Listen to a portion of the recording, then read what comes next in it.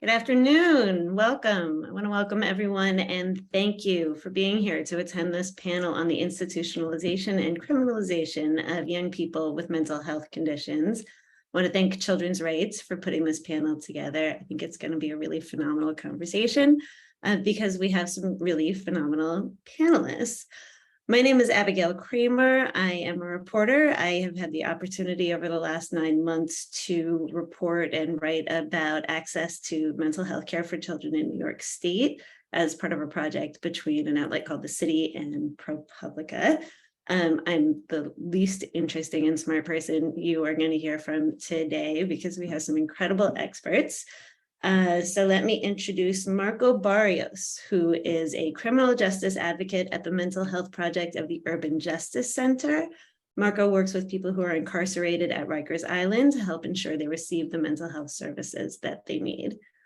We have Carly Baetz, who is an assistant professor at NYU Langone and a clinical psychologist who works with kids at the Bellevue Juvenile Justice Mental Health Services program, and whose research and clinical practice focuses on the improving outcomes for justice-involved youth, with a particular focus on kids with a history of trauma.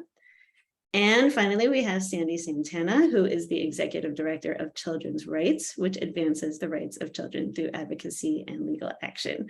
So we are guaranteed to have an extremely interesting conversation from people who really have firsthand knowledge and a bird's eye view of these issues and of how real kids' lives are impacted by the lack of access to care. So we are going to focus on what happens when kids are institutionalized and what happens when kids are criminalized as a result of not getting the mental health care that they need. I think this is a really interesting and crucial moment for this conversation because there is a real increase in public awareness about the fact that this country is experiencing a mental health crisis among children, youth, and young adults. And that there is a real lack of access to mental health care and services that kids are both morally and legally entitled to receive. Last year, the US Surgeon General released a report that called this situation devastating and described in detail not only the crisis in increase in mental health conditions, but also the lack of access to care. We have a ton of data showing that crises are increasing, that incidents of self-harm and suicide attempts are going up, and that there has been a spike in emergency room visits by children who are in mental health crisis. So as you can see on the slides before you, just some quick facts that I think point to the severity of the situation. So over 20 or approximately 20% of children in the United States suffer from some form of mental illness, and yet at least half of those kids do not receive any kind of clinical treatment. Suicide is the second leading cause of death among young people aged 15 to 24 in the United States. Those numbers have gone up dramatically in recent years, and the suicide rate among young children is twice as high among Black kids aged 5 to 12 than that of white kids, which I think speaks to a lot of things that we're going to talk about today, including community-based stressors and also access to treatment. Another set of really, I think, important and crucial numbers focuses on kids in foster care. These are often kids who who've experienced a great deal of trauma, who don't necessarily have an adult who is able to advocate for them. Nearly 80% of the 400,000 kids in foster care in the country suffer from a mental health issue. 50% of those kids have experienced an arrest, conviction, or overnight stay in the correctional facility. So we're seeing an enormous overlap between kids who are in foster care, mental health conditions, and then ending up in the juvenile or criminal justice system. I think another important number to note when we're talking about these issues is that we know that over 200,000 children have lost a parent to COVID-19 over the last few years. Black and Latinx children lost caregivers at rates nearly 2 times that of white children. So we're talking about a massive crisis. I also think it's really important to note that while these problems have been exacerbated by the COVID pandemic, they didn't start with the COVID pandemic. Right? We've known, providers have known, legislators have known, and families have certainly known for a very long time that there is a real dearth in access to care for kids with mental health conditions, especially in Black and Brown and low-income communities. And there have been a lot of decisions that have contributed to that reality, right? We have chosen not to fund services as a society. We have chosen not to increase access to care. We have chosen not to enforce parity laws that require similar access to mental health care as to physical health care for kids in this country. In my work, I've had the opportunity to speak with several families who have kids with very significant mental health needs. It's been a real honor to hear their stories. The thing that hits me the hardest is just the universal level of desperation, right? Like families are watching their kids suffer, are seeing their kids in extraordinarily unsafe situations, and they absolutely cannot get the help that they need. And I hear it from family after family after family. I had the opportunity to speak with one mother who's involved in the Children's Rights lawsuit against the state of New York over the state's failure to provide home and community-based services that would keep kids safe at home, that would intervene in mental health issues before kids need to end up in hospitals or institutions. And the story she told, I think, was really typical for a lot of families whose kids are in crisis. Her child was in and out of the ER over and over and over again in life and death situations. She couldn't get the help she needed. And eventually it got so bad that she had to place her child in a residential facility for nearly 2 years. That was 2 years of that kid's life because he never got the help he needed at home. And then when he was discharged, there still were no services available to him. So she watched him get sicker, deteriorate, and is now living in sort of incessant fear for his safety and his life. So that's the important work that Children's Rights is doing. And we are going to get to hear more about the important work that our panelists are doing. One thing that I really want to point out before we start the conversation is that the people we can hear from today have insight into kids who don't have parents or other adults who necessarily can advocate and fight for them. And those kids often end up in systems of last resort, such as foster care or juvenile justice. So Sandy, I'm going to throw the first question at you. Can you talk to us about how it is that a young person with a mental health condition, someone who needs mental health care, ends up involved in the juvenile or the criminal justice system? Thanks, Abigail, and good afternoon, everyone.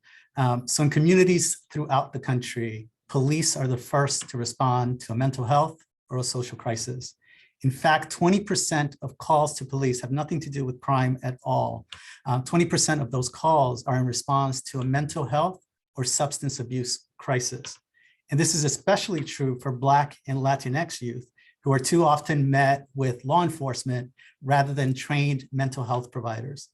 And historically, law enforcement and the criminal legal system in this country have been the primary institutions to handle mental health issues, particularly for people of color. And this is evident in our schools.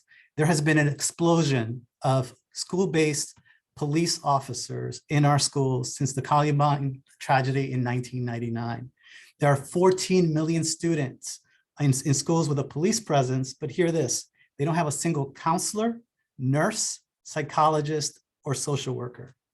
The increased presence of police officers in schools combined with zero tolerance policies, and these are mandated, automatic, and often harsh punishments for specified behavior, have created a pipeline where students are removed from school and end up in the juvenile legal system.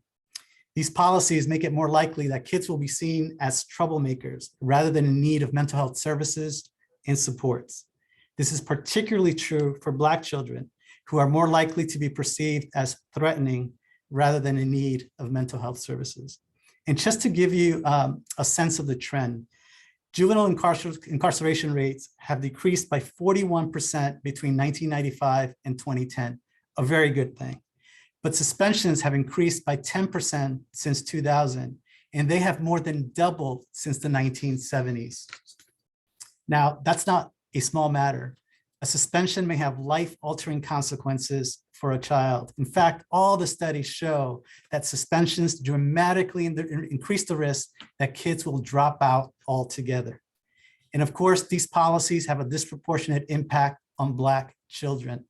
Black students are 3 times more likely to be suspended or expelled than white students, and they are 3 times more likely to be arrested. And many of these arrests are for offenses like disorderly conduct, which are subjective and discriminatorily applied. We keep packing our schools with cops, and yet there's no evidence at all that police in schools improve school safety or that zero tolerance policies actually improve behavior. When in schools, police do what they are trained to do: detain, handcuff, and arrest. There is evidence, however, that schools with police officers are actually less safe. In schools with school-based officers, the rate of death in school shootings is 2.8 times greater, almost 3 times greater. On the other hand, schools that employ mental health providers see improved attendance rates, lower rates of suspension, and other benefits. Ben and Jerry's, yes, the ice cream guys, put it best when they wrote, quote, "Right now, our system has it all backwards. We treat schools like penitentiaries, cops as mental health professionals, and jails and prisons as mental health facilities. And the consequences of treating cops as mental health professionals are deadly. People with mental health conditions are 16 times more likely to be killed by a police officer when they encounter them. And nearly a quarter of all people killed by police officers have a known mental health condition. That's why we need to demand the removal of police officers from our schools and investment in school-based, home-based, and community-based mental health services that help kids heal from the trauma they've experienced." Thank you, Sandy.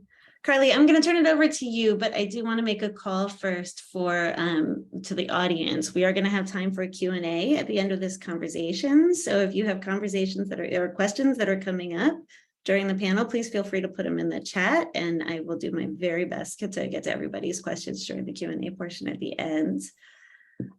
Carly, so in your work, you have written and you've talked a lot about the impact of trauma on kids and how experiences, especially repeat experiences of trauma, can bring kids into contact with the justice system. Would you talk a bit about that? And if you want to discuss specific examples from your work, that would be great. Sure. Thanks, Abigail. Hi, everyone.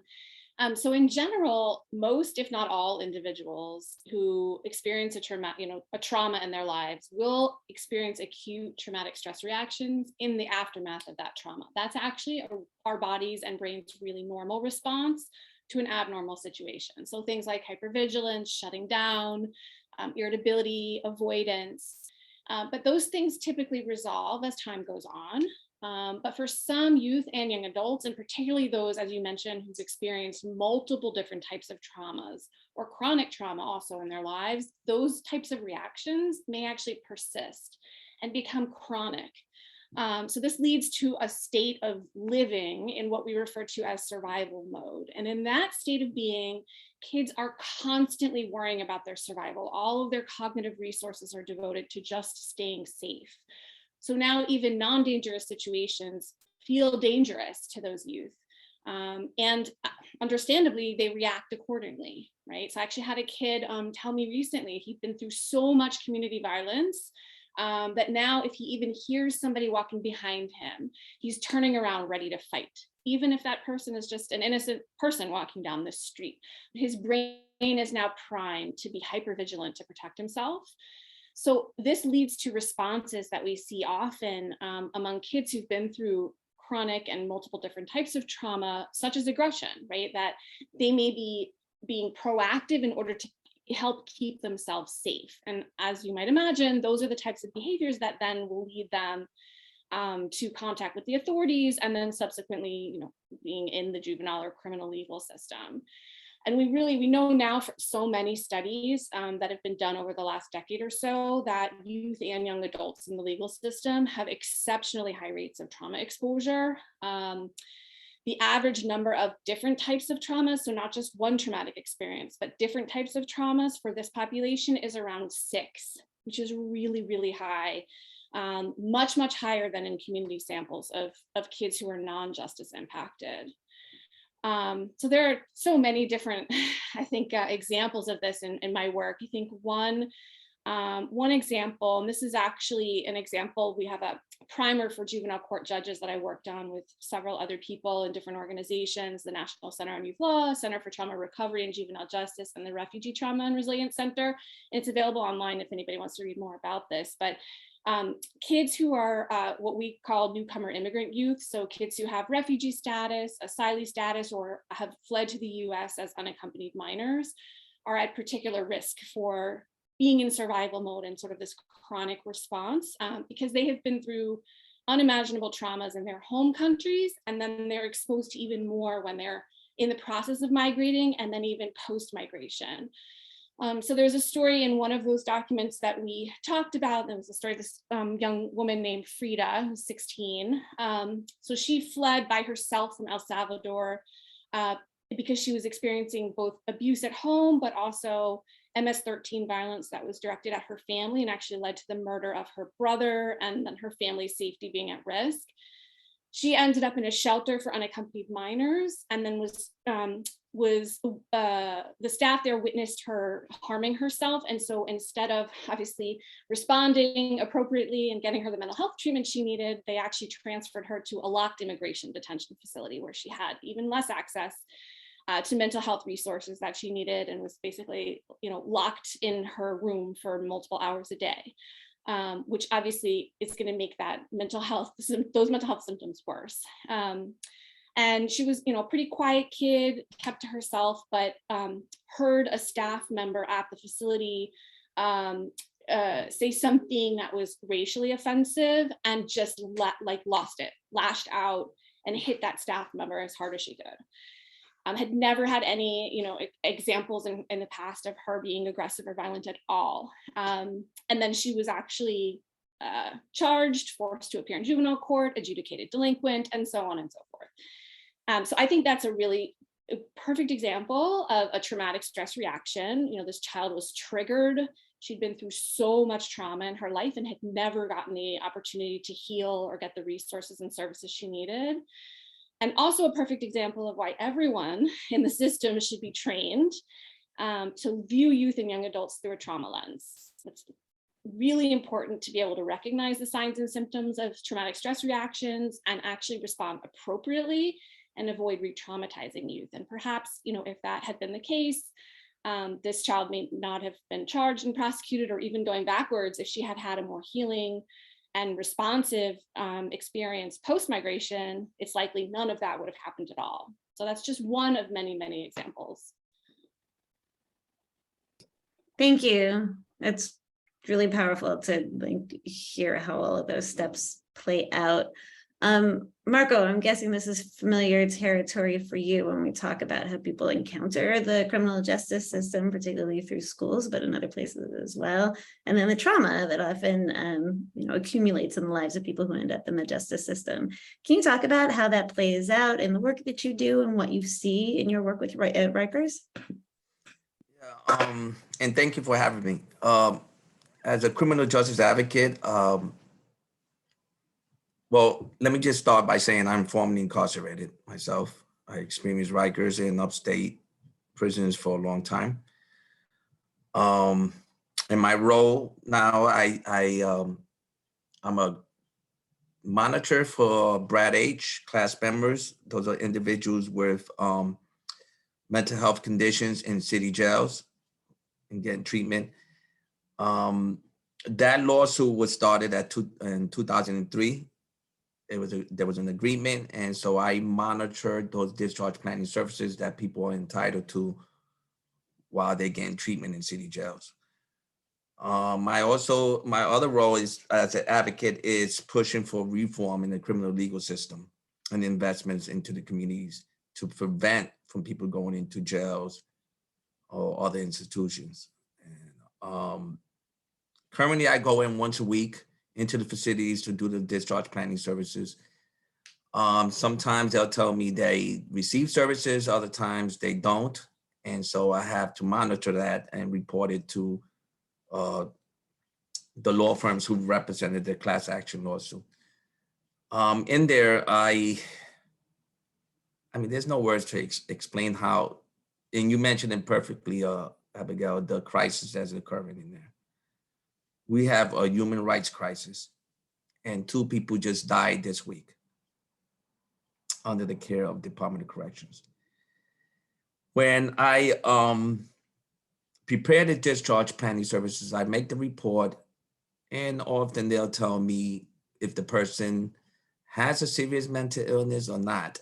Now they'll tell me that their diagnosis is not a serious mental illness, and then I'll respond and say, they deserve a reevaluation because from my observation and from our reports, it states that person does have a mental health condition, a serious mental health illness. On occasions, I'll speak to the parents about their loved ones incarcerated, their children, which is heartbreaking because often when they call me, they're in distress, especially during these times right now. And I give them as much support if I could give them. And I'll often even speak to, well, occasionally I'll speak to their attorney, if they ask me to call them, in order to get an indication how the severity of their illness and also about their case, just simply if they need information. And often I do get attorneys don't know how to represent a client who have a mental health condition, which is surprising when I first heard about that. And I'm trying to get my thoughts straight. It's so much I could say here. I could spend all day, but there's time restraint. I don't see how this is going to be fixed with the federal monitors that we have in place in the Rikers Island. And just to give you an indication how bad the problem in Rikers, they have federal monitors because they couldn't take care of the individuals in there. But they could be just as bad. I'm seeing the lack of services because of the lack of staff, but also inadequate medical care and mental health care. I mean, before the pandemic, it was terrible, the medical care and the mental health care. So now it's even much worse. And so sometimes I'll write a report indicating that the client experiencing more symptoms or side effects from the medication. They haven't seen no one in 30 days, and they keep putting referrals in and out. But the worst thing I've seen is when a person is going through a mental health crisis, they'll put them in the solitary confinement, which they're not supposed to. Now they got these other units, but when I went into Rikers Island 2 weeks ago, I saw a few people who were in solitary confinement, which they don't call it, by the way, they don't call it solitary confinement now. They call it risk management assessment scale, something like that, which is another word for solitary confinement. And that was the biggest, how should I say, worst thing I've seen since I've been home. It seems to get worse and worse, and they're trying to find a solution, but at the same time, they don't really care. I guess that's, I just want to leave one piece. Sandy mentioned about the institutions, especially Rikers Island being one of the biggest providers for mental health services. It is. It's 48% of people in Rikers who are receiving mental health treatment. Well, actually 52%. 48% have a serious mental illness.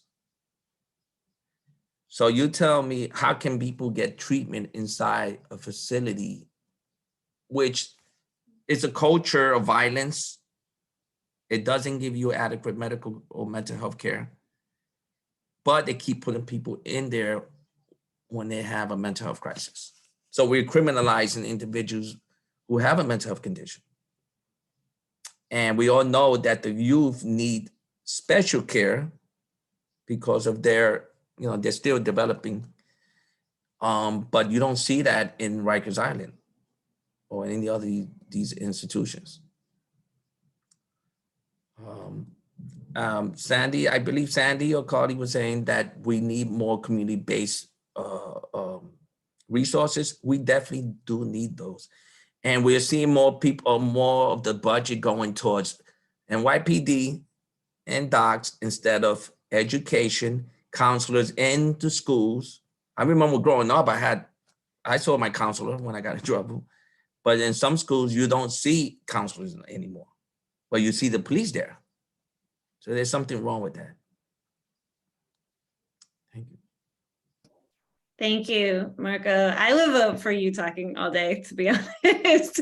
And now I kind of hope that there are no audience questions because I could ask you like a million follow-ups. No, I get stuck because sometimes my mind is running through all this information that I want to share, and I know there is a time. But well, we'll definitely circle back. I did want to throw a question Carly's way. I mean, Marco just talked a little bit about the harm, right? The harm for people who are incarcerated with mental health conditions. I think, it's almost become a shorthand to talk about jails and prisons, and I think less so juvenile justice centers, and that should fall into the same category, I'm sure, as like de facto mental health treatment providers. What's the harm? Why is it bad, especially for children and young people to who have significant mental health challenges, to be in justice facilities? So many things to say. I think first, one of the things that I often work with jurisdictions to kind of recognize this, right? And even if we're thinking about public safety, right? Because a lot of youth and young adults are placed in these settings on the pretense that it's protecting the public. But when we actually look at the research, placement in detention and correctional settings doesn't necessarily do that, right? Because it actually can increase the likelihood for recidivism. As Marco, spoke about, like all the things that people are not receiving in these places and the harms that are being done, sets people up to get out, right? And actually increase offending behavior, because they're going back to no supports. There's nothing to help support them to do anything differently. And that's particularly true. And I work primarily with youth in juvenile detention centers, which are a little bit different, than the setting I know in Rikers Island, but certainly many similarities. And we know that even like, particularly for lower level kids, and this is assuming that youth are, they are doing what they're charged with doing, right? We're also talking about pre-adjudication facilities where kids have not been found guilty of anything and yet are still being, subjected to all of these harms. But particularly for low-level kids who are committing low-level offenses, to be placed in facilities with youth and young adults who maybe are committing more serious crimes, this actually significantly increases their risk for recidivism in the future. So it's not actually doing what it's setting out to do. But in terms of the harms to youth, right, we know that, well, first of all, thinking about trauma, which is, of course, that's my area of expertise, like we know that upwards of 90% of kids who are justice impacted have experienced at least one traumatic event in their lives. And this is compared to community samples of kids, which is around 60%. And the rates of PTSD alone in this population are, upwards of 30%. Community samples, it's about 6%. So significant traumatic stress, PTSD. And so then when you detain youth and young adults in these settings where there's a risk, high risk for safety issues, right? They're not necessarily physically safe or emotionally safe. Kids are not getting the services they need in these settings. You're significantly increasing the risk for further traumatization, re-traumatization. So that's particularly problematic for this population. And we know that, the physical, sexual, and emotional abuse that children are experiencing in these settings, it's been documented, right? It's resulted in consent decrees. So we know that it's happening. So you're increasing the number of traumatic exposures. You're increasing the rates of traumatic stress reactions that kids are experiencing, but not providing them with the services that they actually need to heal. So there's so many things are detrimental about detaining and incarcerating kids. Thinking about also, other pieces, right? So this can interfere with when youth are placed in settings like Rikers or like juvenile detention. you're really arresting their development, right? You're interfering with their ability to learn all of these skills that are needed for healthy development. So things like, learning how to form and maintain healthy relationships, and meeting developmental milestones, such as graduating from high school or middle school, gaining employment, which are goals that a lot of these kids have. You're also separating kids from their communities, from their caregivers, from siblings, from their educational environments, and you're robbing communities of entire generations of Black and Brown youth and young adults.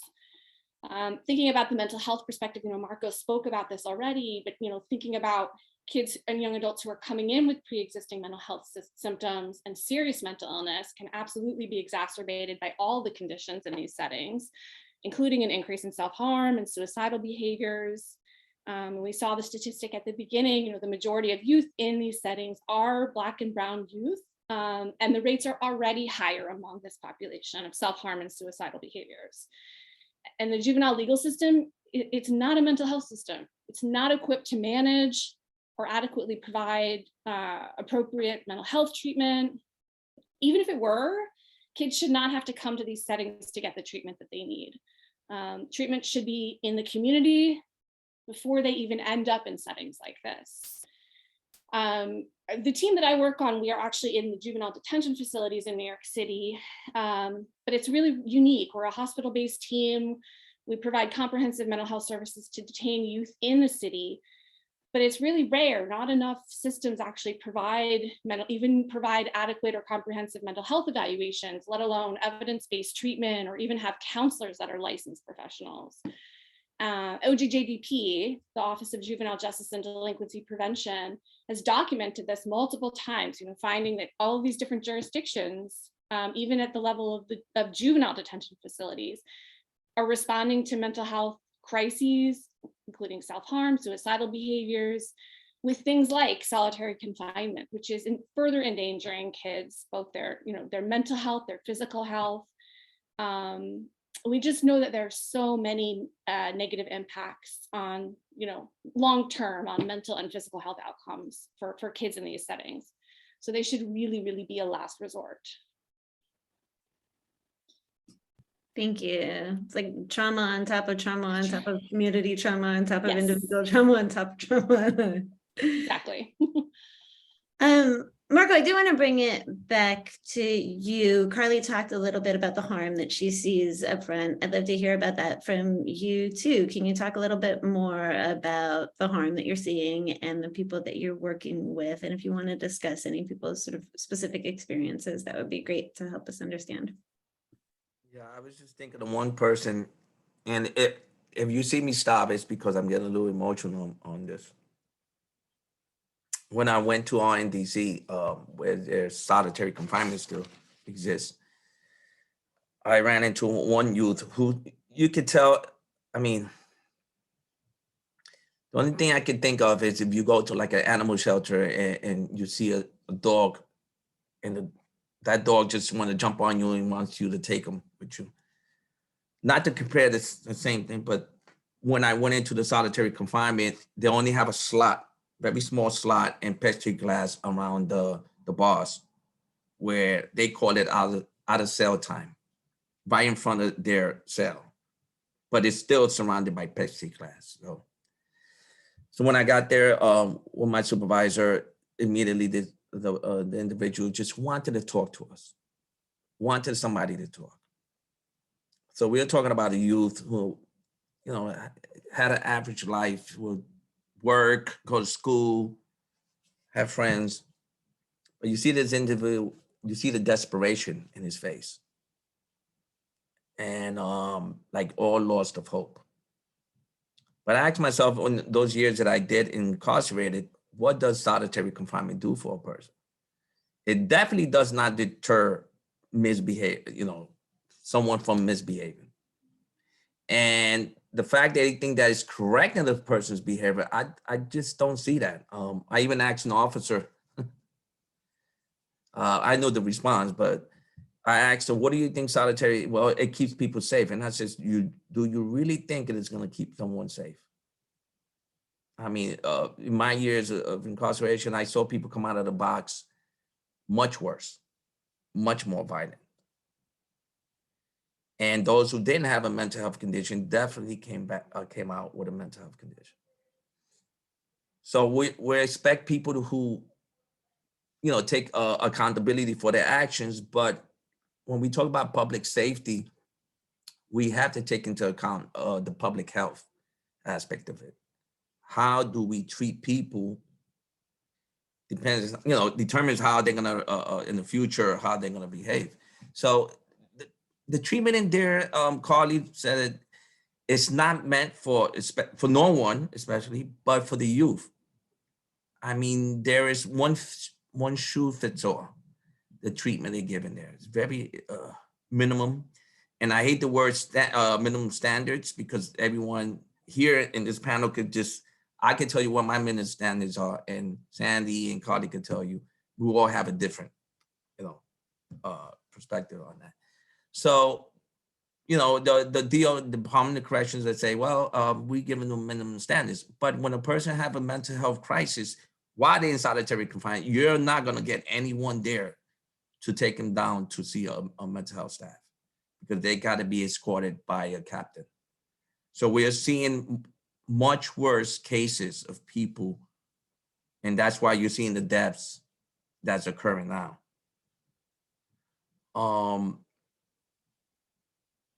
I often tell them, give me a call, because they're allowed to give a call while they're in solitary confinement. So I say, you want to call me, just call me. But besides just doing the interviews, I do a little bit of the peer counseling. And I find that it helps them, because once I tell them my lived experience, they immediately connect. In some cases, even those who doesn't talk during the interviews, I've had a few of those because of their mental health condition. After I tell them about my experiences, they'll say a few words and share what their needs are when they're upon release. Thank you. So Carly, you're trying to provide these services, right? It seems like there's real consensus on the panel that justice facilities are the last place that young people with significant mental health conditions should be. And yet you are in there trying to actually provide these services. Can you talk to us about what you've seen work, what doesn't work, what the challenges are? Is it possible? What is it like? Sure. Yeah. So a lot of my current work now focuses on trying to implement more trauma responsive and trauma informed practices in particularly the New York City juvenile detention facilities. And the purpose of that, is to promote healing. And as long as kids are still going to places like detention, which we obviously wish that they weren't, I think it's still important to focus on those kids, because they also need services. So since 2018, our team has actually been doing this work since about 2012, but I've been overseeing the project since about 2018. It's a federally funded project in partnership with our local detention provider. And so it involves implementing things that had not previously been in these settings. So things like universal screening for all kids coming in at intake for trauma exposure, PTSD symptoms, depression, substance use, to make sure that we are adequately addressing the needs that kids are coming in with, and not just having a one size fits all, like Marco was saying, which does not work and is in fact harmful. Some of the other things that our project focuses on, so we provide trauma specific treatment to youth, both individually, but also through skills groups. And one of the things that we've focusing on in the last couple of years, and this also goes back to something that Marco mentioned about the caregivers being just getting no support at all. So a couple of years ago, we actually implemented a caregiver group for securely detained youth. So caregivers can now join our group and get support and also skills and information. And that's been, I think, a really exciting project for us. And we've been doing that with sort of in partnership with the caregivers, so that we're meeting the needs that they actually have. And then another big part of our work is actually focusing on the staff. You can implement millions of interventions for kids in these settings. If the staff are not trained and are not open to reinforcing those skills, being trauma informed themselves, and responding to kids appropriately and not punitively, if you don't have that, I think it is virtually impossible to do this work and actually improve those kinds of conditions in these settings. So a big focus of our work is actually training frontline staff in the juvenile detention facilities, both secure and non-secure detention, with a really strong emphasis on providing foundational knowledge about trauma and its impact on kids, also its impact on staff, and making sure that they are aware of the signs and symptoms of traumatic stress reactions, and really trying to help staff view kids through a trauma lens. So instead of thinking about their behavior, kids, let's say difficult behaviors as that's a bad kid, or that kid's just defiant, how about thinking about what might have happened to this youth and how trauma and traumatic stress reactions might be driving these behaviors? Now we actually have somewhere to work with, we have something to work with, right? We have actually skills that we can help with, and we can try to help the kid feel safer as opposed to just reacting punitively, which actually further increases not only those negative behaviors, but further traumatizes kids. So that's a big part of our work. And we're using a model called Target, which was developed by a psychologist up at the University of Connecticut. And we're using those skills for all the youth, the staff, and the caregivers. So everyone's speaking the same language. I would say challenges, there are so many. I do think it's possible.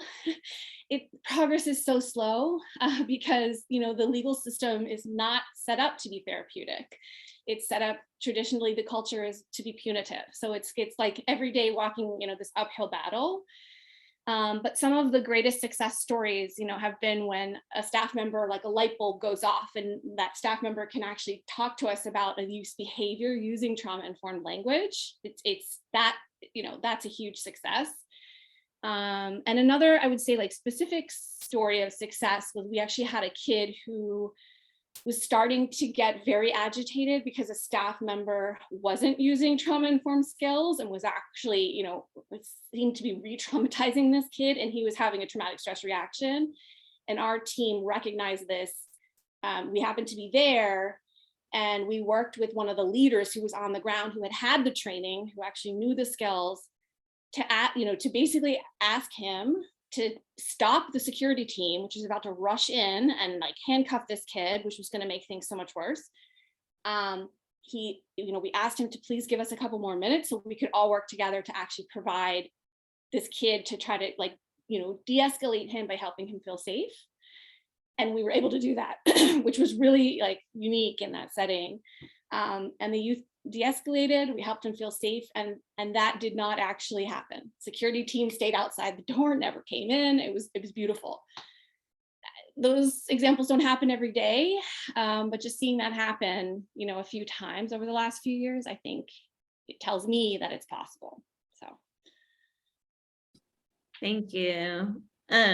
So speaking of the Herculean effort to affect culture change in a large and unwieldy institution, Sandy, can you talk to us about the foster care to prison pipeline? What is that and how does it work? Yeah, so the term describes the practices and policies that essentially funnel young people from the child welfare system to the juvenile and criminal legal systems. And there's right now about 437,500 kids in foster care in the US. And because those kids are in foster care, they face a disproportionate risk of being incarcerated. The untreated trauma of removal from their families, compounded by the instability of the system. Sometimes they face abuse and neglect in the very system meant to protect them. That all leads to behaviors that are symptomatic of that trauma. And then that behavior gets criminalized. And the consequences of not properly addressing that trauma, and Carly knows this well, is that 1/4 of youth will become involved with the juvenile criminal legal systems within 2 years of leaving foster care. And by age 17, over 50% of youth in foster care experience an arrest, conviction, or overnight stay in a correctional facility. The Kansas City Star recently did a survey of 6,000 inmates in 12 states and found that about 1 in every 4 was in foster care. And in fact, if you were to look at the population in Rikers, you'd find that that number is well above 50%. More than 50% of people in Rikers Island had some involvement with the foster care system. And it is estimated that approximately 60% of all child sex trafficking victims in this country had some history in the foster care system. And that risk is particularly high for youth in foster care who are placed in institutions. And there are about approximately 50,000 kids who are in institutions in foster care rather than in family foster homes. And youth in group homes are 2.5 times more likely to be involved in the juvenile legal system than youth placed in families. They're more vulnerable to maltreatment, excessive medication, abuse, and face incredible instability. In our cases, in our work, we've seen kids churn from night to night, hotel, motel placements, sleeping in child welfare offices, sleeping in caseworkers' cars. We sued a state that had moved kids in a matter of 12 months. This was very typical, 60 to 70 times. And imagine that once you're removed from your family, that's one trauma. And to have that trauma compounded 60, 70 times over the course of just 1 year is incredibly devastating. And all that chaos of placement instability, all the science shows that literally rewires the brain architecture of kids, of a developing mind. It alters ability for kids to form trusting relationships with adults. It causes mental health conditions and brings them into contact with law enforcement. And the more kids are moved in foster care, the more likely it is that they will become involved with the juvenile legal system before leaving care. Abigail shared this statistic, 90% of foster children who are moved 5 times or more will come into contact with the juvenile legal system.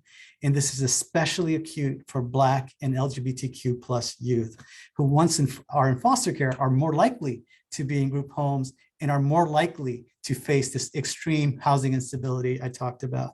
I want to leave you with this because this is a particularly poignant statistic for me and says a lot about where we are as a society. About 50% of Americans believe that kids in foster care are there because they did something wrong.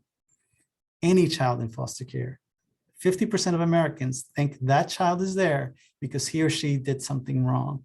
Now imagine a young person who's been involved with the legal system while in foster care. Not only do they face that stigma, but the real consequences of having a criminal record, which means they have less access to housing and they have less access to all the services that we enjoy, including employment opportunities. So all of that, back to Carly's statement, when we don't address that trauma early, it leads to devastating consequences for young people. And we see that in the people who exit the foster care system. So you guys, we have 10 minutes left. I promised time for Q&A and I don't want to be a liar. So I'm wondering if we could condense a little bit. Sandy, could you just speak really quickly to what Children's Rights is doing to address this vast spectrum of problems? In 4 words, don't lock kids up. That's our mantra. We've been shouting from the rooftops that kids belong in families, not facilities. We've been talking about creating a community-based mental health system that is based in equity, compassion, recognition that children do better and get better at home in the care of loving adults. We've championed policies that work. There are policies that work. Direct cash assistance to families makes a huge difference. It makes a huge difference for kids who are exiting the foster care system. We saw that in the pandemic. The expanded earned income tax credit was huge. 3.7 million kids were lifted out of poverty because of that program.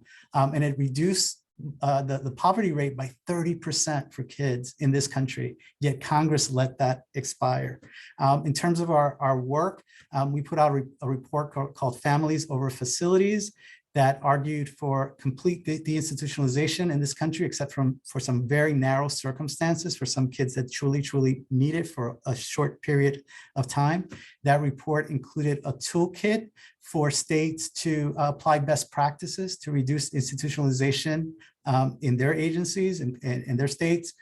We put out a call to action that called for the end of the unjust an unnecessary separation of Black kids from their family. And that report had a series of recommendations, both on the advocacy side, also on the legal side, for advocates throughout the country to take to disrupt the structural racism that we see in child welfare. And as Abigail mentioned, most recently, we filed a lawsuit in New York where we're representing thousands of Medicaid eligible kids who are legally entitled to home and community-based services and are not getting those services. And as a result, these kids are cycling in and out of emergency rooms, residential treatment centers, and institutions far, far away from home. So that's a very brief summary so that we can get to questions. Like a politician, I refer you to our website, childrensrights.org. You can see everything we're doing there. One last quickie before we get to audience questions. Marco, can you give us like the short list of solutions? What needs to happen for people to get the care they need while they're incarcerated and when they are discharged? While they're incarcerated, they should be entitled to adequate medical care and mental health care. And the reentry program should start from the beginning, as soon as they step into a correctional facility and after they get out of the facility, in order to get follow-up care. And when I mean follow-up care is to get navigators involved in there. I call them navigators, maybe it's a different name for that, but just to follow up on their appointments, how they doing, how they're progressing, they got the housing and they got all the services they need. Because there's so much I can do when I tell them call me upon release, because sometimes their Medicaid is not active. They only get 7 days of medication and a prescription for 28 days. But sometimes there's problems with the Medicaid or the pharmacy. But the biggest problem is to have supportive housing. I think most of my clients are homeless, and shelter is not the solution. None of them want to go into a shelter when I mention shelter, but they're eager to go into supportive housing. So I'll indicate that in the report. And also hotel rooms, which I've done a few times. I put it in referrals. But we need to take care of our children. We have to take care of our people in the city. And that includes people incarcerated. So we want to really see true public safety and public health. We need to have more resources in our community.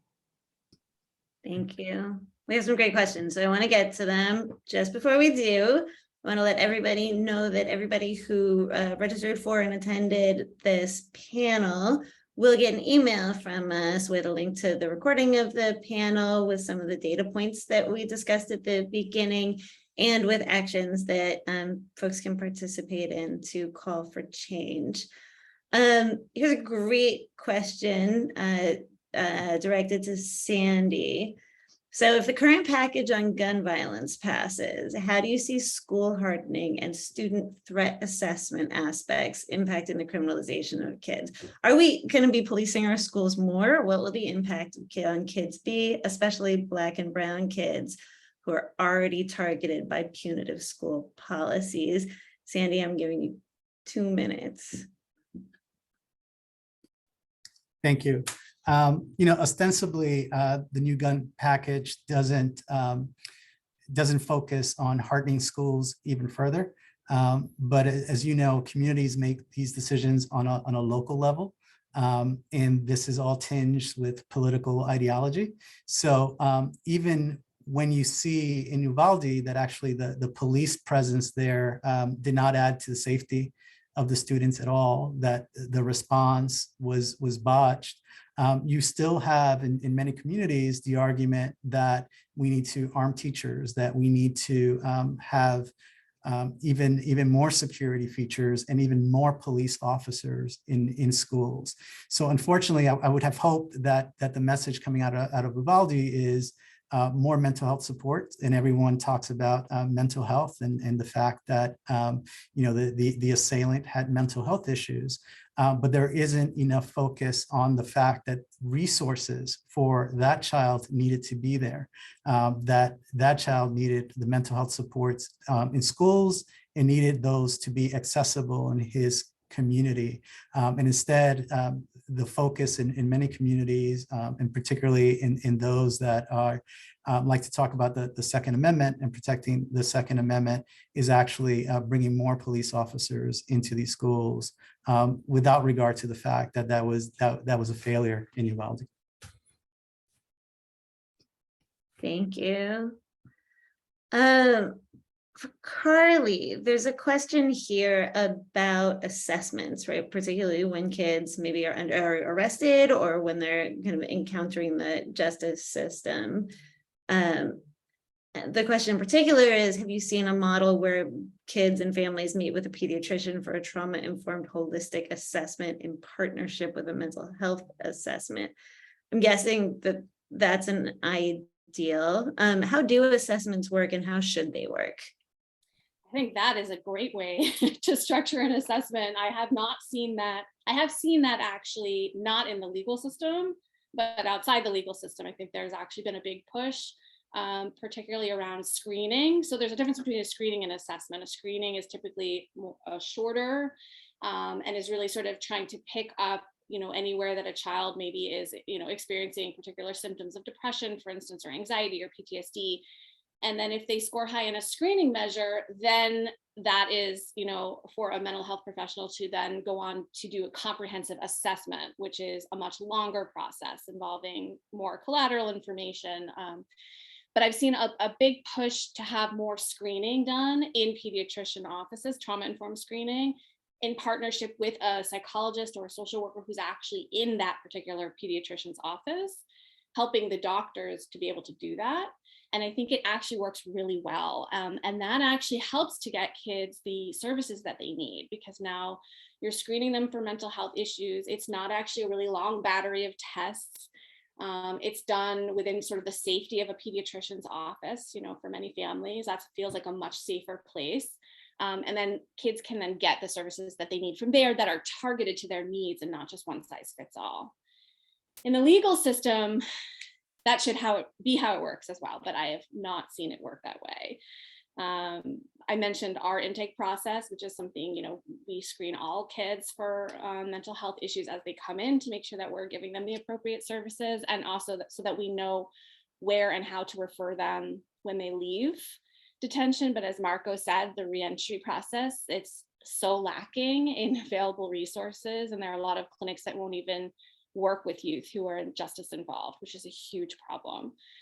So there's so much more I could say, but I know that's 4:59. But feel free, if people have other questions, to reach out to me. I'm happy to provide more information on assessments.